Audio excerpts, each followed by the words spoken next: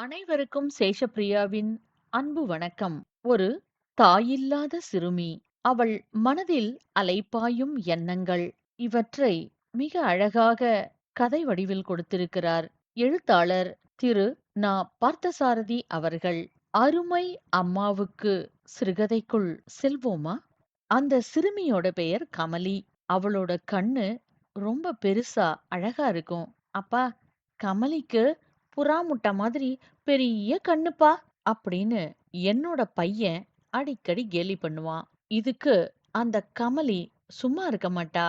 மாமா, உங்க வீட்டு ராமு என்ன எப்ப பார்த்தாலும் கேலி பண்றான் மாமா. என் கண்ணு புறா முட்டையாம். இவனுக்கு மட்டும் கிளி மூக்கு மாதிரி இருக்கு மூக்கு என்று என்னிடம் சண்டைக்கு வந்து நியாயம் கேட்பாள் கமலி. கமலி, அவன் கிடக்குற அம்மா, அசட்டு பைய. உன்னோட கண்ணு பார்க்கறதுக்கு எவ்ளோ அழகா இருக்கு தெரியுமா என்று கமலிக்கு நான் சமாதானம் சொல்லி அனுப்புவேன். இருந்தாலும் என் மகனை பார்த்து, வெவ்வே, உனக்கு தாண்டா கிளிமூக்கு அப்படின்னு அழகு காட்டிட்டு தான் போவா கமலி. கமலிக்கு அம்மா கிடையாது. அவளுக்கு 8 இல்லைன்னா 9 வயசு தான் இருக்கும். அவங்க அப்பாவுக்கு ஏதோ ஒரு திரைப்பட விநியோக கம்பெனில ஊர் ஊரா சுத்தி அலையற ஒரு பிரதிநிதி வேலை. முக்காவாசி அவர் வெளியூர்ல தான் இருப்பாரு. கம்பெனியோட படம் எந்த தியேட்டர்ல ஓடுறதோ அந்த ஊர்ல எல்லாம் போய் சுத்தணும். நான் குடியிருந்த வீட்டுக்கு பின்கட்டுல தான் அந்த குடும்பம் இருந்தது. கமலியோட தூரத்து உறவுள்ள ஒரு வயசான பாட்டியம்மா இருந்தாங்க. அவங்க தான் அந்த வீட்ல சமையல் பண்ணிட்டு இருந்தாங்க. கமலியோட அப்பா ஊர்ல இல்லாத நாள்லலாம் அந்த பாட்டியும் இந்த கமலியும் மட்டும் தான் இருப்பாங்க. கமலி ரொம்ப குறும்புத்தனம், வேடிக்கை பேச்சு. அவ இருந்தான்னா நேரம் போறதே தெரியாது. கமலி, எங்க உங்க அப்பாவ காணோம்? ஊர்ல இல்லையா? அப்படின்னு நான் எப்பயாவது கேட்டா கூட நேரடியா பதில் சொல்ல மாட்டா. அவ சொல்ற பதில் எப்படி இருக்கும் தெரியுமா? வீர மார்த்தாண்டனோட சபதம் முடிஞ்சதும் பாட்டியின் பசிக்காகவும் புருஷன் போற்றிய பெண் திலகத்துக்காகவும் அப்பா கிளம்பிட்டார் மாமா அப்படின்னு சொல்லிட்டு சிரி சிரின்னு சிரிப்பா. எனக்கு ஒண்ணுமே புரியாது. கமலி, நீ சொல்றதுக்கு என்ன அர்த்தம்? எனக்கு புரியலையேன்னு கேட்டா, ஐயோ மாமா, நீங்க சுத்த அசடா இருக்கீங்களே, அதெல்லாம் சினிமா பேரு மாமா. அந்த படம்லாம் ஓடுற ஊருக்கெல்லாம் எங்க அப்பா போயிருக்காருன்னு அர்த்தம். இப்படி சொல்லிட்டு சிரிப்பா கமலி. கமலியோட அம்மா இறந்து போய் 4-5 மாசம் கூட ஆகல. அம்மா இருந்தபோது கமலி ஒரு 4ஆம் கிளாஸ்லயோ என்னமோ இருந்தா. படிப்பு பாதியிலே நின்னுடுத்து. இருந்தாலும் அந்த குழந்தைக்கு இவ்ளோ வக்கணையான பேச்சு, விவாத முறை, இதெல்லாம் எப்படி வந்தது? எனக்கு ரொம்ப ஆச்சரியமா இருக்கும். சில சமயம் என்கிட்ட அவ சொல்லுவா, மாமா, உங்க வீட்டு ராமுவ கொஞ்சம் வாய அடக்கி பேச சொல்லுங்க. எனக்கு அப்புறம் ரொம்ப கோவம் வந்துரும். அவன் காலித்தனமா பேசுறான் அப்படின்னு பெரிய வார்த்தையெல்லாம் பேசுவா. சரி, அப்படி என்ன பேசினா கமலி அப்படின்னு கேட்டோம்னா, கமலி கமலி, நீ படிப்ப நிறுத்தினது நல்லதா போச்சு. பொம்பளைக்கெல்லாம் படிப்பே வராது அப்படின்னு என்கிட்டயே வந்து துணிச்சலா சொல்றான். இப்படி கமலி சொன்னதும், சரி, இதுல காலித்தனம்ன்றது எது கமலி அப்படின்னு எனக்கு புரியாம அவகிட்ட கேட்டேன். போ மாமா, வேணும்னே தூண்டி தூண்டி நீ கேக்குற.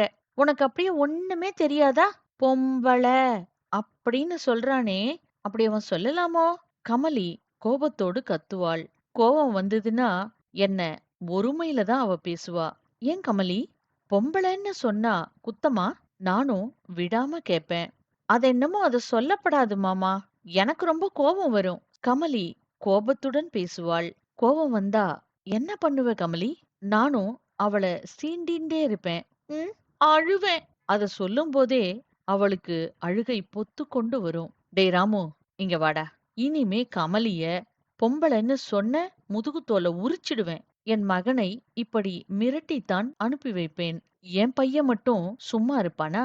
மகாராணி கமலி தேவி அவர்களே, இனி அங்ஙனம் தங்களை பேச மாட்டேன் அப்படின்னு மறுபடியும் கமலிக்கு கோபம் வர்ற மாதிரியே சொல்லுவான். பாருங்க மாமா, உங்க முன்னாடியே இப்படி சினிமால பேசுற மாதிரி பேசுறான். கோபத்தில் கத்துவாள் கமலி. டேய் தடி கழுத, போடா உள்ள, போய் ஏதாவது படி. எனக்கும் கோபம் வந்து என் மகனை துரத்துவேன். மாமா, இந்த காலத்து ஆம்பள பையன்களுக்கு எது வருதோ இல்லையோ, இந்த மாதிரி சினிமா வசனம் மட்டும் நல்லா வருது. அழுத்தம் திருத்தமாக கமலி சொல்லுவாள். அடி சக்க! 100 வயசு கிழவி மாதிரி பேசுறியே! நீ எந்த காலத்து பொண்ணு? நீயும் இந்த காலத்து பொண்ணு தானே? என்னுடைய வார்த்தைகளை கவனித்த என்னுடைய மகன் ஓடி வருவான். கமலிக்கு பதில் சொல்லத் தெரியாமல் விழித்துக் கொண்டிருப்பாள். அப்பா, அப்பா! அவள விடாதப்பா! அவ மட்டும் இப்ப ஆம்பளன்னு சொன்னாளே! நல்லா கேளுப்பா! என் மகன் என்னை தூண்டி விடுவான். ஆமாமா, அவன் கேட்கிறது நியாயம்தான் கமலி. அவன் உன்ன பொம்பளைன்னு சொல்லக்கூடாதுன்னா, நீ மட்டும் ஆம்பளைன்னு சொல்லலாமா? என்ன கமலி? பதிலையே காணோம்? நான் கமலியை உற்று கவனிப்பேன். தெரியாம சொல்லிட்டேன் மாமா. ஏதோ வாய் தவறி வந்துடுத்து. இனிமே அப்படி சொல்ல மாட்டேன். தலையை குனிந்து கொண்டு ஒரே ஓட்டமாக ஓடிவிட்டாள் கமலி. எனக்கு ஆர்எம்எஸ் அலுவலகத்தில் தான் வேலை. ரயிலில் ஊர் ஊராக தபால் வண்டிக்குள் பயணம் செய்து கடிதங்களை பிரிக்கும் வேலை. தொடர்ந்தாற்போல கொஞ்ச நாட்கள் வேலைக்கு போனால் கொஞ்ச நாள் ஓய்வு கிடைக்கும். அப்படி ஓய்வு நாட்களில்தான் நானும் கமலியும் நிறைய வம்பு பேசுவோம். புத்தகத்தை படிப்பதை விட கமலியிடம் நான் நிறைய தெரிந்து கொண்டேன். ஒரு நாள் திடீரென்று ஒரு கேள்வி கேட்டாள். மாமா, நீங்க தபால் கடிதாசுகளை எல்லாம் ஒவ்வொரு ஊருக்கும் ரயில்ல கொண்டு போற உத்தியோகமா பாக்குறீங்க என்றாள். ஆமா, உனக்கு யார் இத சொன்னது? அதுவும் என் உத்தியோகத்த பத்தி? நான் ஆச்சரியமாக கேட்டேன். ராமுவோட அப்பாக்கு என்ன வேலை அப்படின்னு எங்க அப்பா கிட்ட கேட்டேன். அவர்தான் சொன்னாரு. கமலி பொறுப்பாக பதில் சொன்னாள். அப்படியா? சரி. நான் கமலியை கவனித்துக் கொண்டே பேசினேன். மாமா, யார் கடிதாசு போட்டாலும் நீங்க கொண்டு போய் குடுப்பீங்களோ? கமலி ஆர்வமாக கேட்டாள். ஆமாம்மா, கண்டிப்பா குடுப்பேன். அப்போ நான் கடிதாசு போட்டா கூடவா? கமலியிடமிருந்து நான் இந்த கேள்வியை எதிர்பார்க்கவே இல்லை. பதிலுக்கு நான் அவளை இன்னொரு கேள்வி கேட்டேன். ஆமா, நீ யாருக்கு கடிதாசு போடப் போற? என்றேன். அதெல்லாம் உங்களுக்கு என்ன மாமா வந்தது? நான் ஒருத்தருக்கு ரகசியமா ஒரு கடிதாசு எழுதி போடணும். போய் சேருமா இல்லையா? அத மட்டும் நீங்க சொன்னா போதும். கட் அண்ட் ரைட்டாக பேசினாள் கமலி. எனக்கு சிரிப்பு வந்தது. இருந்தாலும் சிரிப்பை அடக்கிக் கொண்டு, ஆமா, நீ சொல்லலன்னா எனக்கு தெரியாம போயிடுமா? கடிதத்த என் கையில தானே குடுக்கப் போற. அத நான் பிரிச்சு படிச்சிடுறேன் என்றேன். ஐயோ மாமா, நான் கார்டுல எழுதி குடுக்க மாட்டேன். கவர்ல எழுதி ஒட்டி குடுப்பேன் என்று பட்டென்று பதில் சொன்னாள் கமலி. கவர பிரிச்சு படிச்சுட்டா என்ன பண்ணுவ நீ? என்றேன் நான் சுவாரஸ்யமாக. ஐயோ மாமா, ஒருத்தர் ஒட்டி போட்ட கவர இன்னொருத்தர் பிரிப்பாளோ? நீங்க அப்படி செய்வீங்களா என்ன? உங்கள நான் நல்ல மாமான்னுல்ல நினைச்சிட்டு இருக்கேன் என்று சந்தேகமாக கேட்டாள் கமலி. ச்சே, நான் அப்படியெல்லாம் பண்ண மாட்டேன். ஒரு விளையாட்டுக்கு தான் சொன்னேன். நீ கடிதாசு எழுதி கொடு, நான் கொண்டு போறேன் என்று அவளை சமாதானப்படுத்தினேன். ஒரே ஓட்டமாக ஓடிப்போனாள். நான் அலுவலகத்திற்கு கிளம்பும் பொழுது ஓடி வந்தாள் கமலி. ஒரு கவரை கொடுத்தாள். நான் கிளம்பும் அவசரத்தில் அப்படியே வாங்கி என் பைக்குள் போட்டுக்கொண்டேன். ஆர்எம்எஸ் ஊழியர்கள் பயணம் செய்யும் பொழுது ஜன்னல்களை எல்லாம் அடைத்து விடுவோம். ரயில் ஓடிக்கொண்டிருந்தாலும் உள்ளே வேர்த்து கொட்டும். குவிந்து கிடக்கும் கடிதங்களை பகுதி பகுதியாக பிரித்துக் கொண்டிருந்தேன். வியர்வையை துடைத்துக் கொள்வதற்காக என் கைக்குட்டையை தேடி சட்டை பைக்குள் துழாவி பார்த்தேன். அங்கே கமலியின் தபால் இருந்தது. அடடா! குழந்தை ஆசையாக எழுதினாளே என்று யோசித்தேன். ஒருவேளை பாட்டி எழுத சொல்லியிருப்பாங்களோ என்று கூட நினைத்தேன். கடிதத்தின் உரையை பார்த்த பொழுது எனக்கு ஒன்றுமே புரியவில்லை. ஊர், பேர், தெரு எதுவுமே புரியாதபடி கோணல் மாணலான எழுத்துக்கள். நான் அதை பிரித்து படிக்கத் தொடங்கினேன். நிறைய எழுத்துப் பிழைகள் அந்த கடிதத்தில் இருந்தன. அதனை புரிந்து கொள்வதற்கே மிகவும் கஷ்டமாக இருந்தது.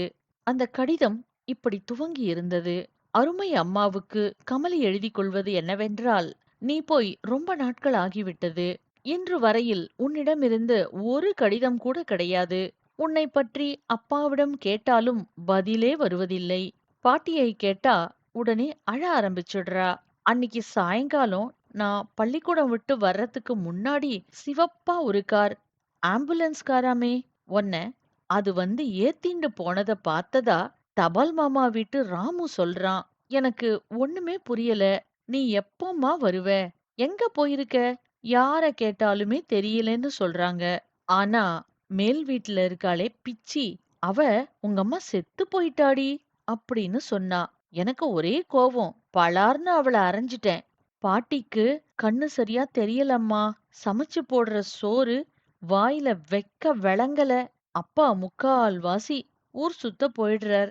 எனக்கு தாம்மா பொழுதே போகல. பள்ளிக்கூடமும் நிறுத்தியாச்சு. உனக்கு புது பாப்பா பொறக்க போறதுன்னு தானே நீ ஆஸ்பத்திரிக்கு போன. இன்னும் பொறக்கலையாம்மா? எப்போ வருவ? நீ வரும்போது புது பாப்பாவோட தானே வருவ. உனக்கு இன்னொரு ரகசியம் சொல்லணும்மா. பாட்டி இல்ல பாட்டி. அவ வந்து ஒரு நாள் ஒரு விஷயம் சொன்னா. கமலி, சீக்கிரம் உனக்கு ஒரு புது அம்மா வந்துருவா. அப்புறம் நீ மறுபடியும் ஸ்கூலுக்கு போலாம். பூ வச்சு தலை பின்னிக்கலாம். புது அம்மா கிட்ட சமத்தா இருப்பியோ மாட்டியோ? அப்படின்னு பாட்டி கேட்டா. ஏன் பழைய அம்மா வரமாட்டாளா பாட்டி?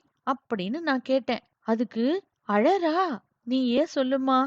எனக்கு புது அம்மா எதுக்கு? நீதான் இன்னும் கொஞ்ச நாள்ல புது பாப்பாவோட வீட்டுக்கு வந்துடுவியே. நீ வீட்டுக்கு வந்ததும் முதல் வேலையா பாட்டிய ஊருக்கு துரத்திடலாம். நீ சீக்கிரம் வந்துரும்மா. இப்படிக்கு கமலி.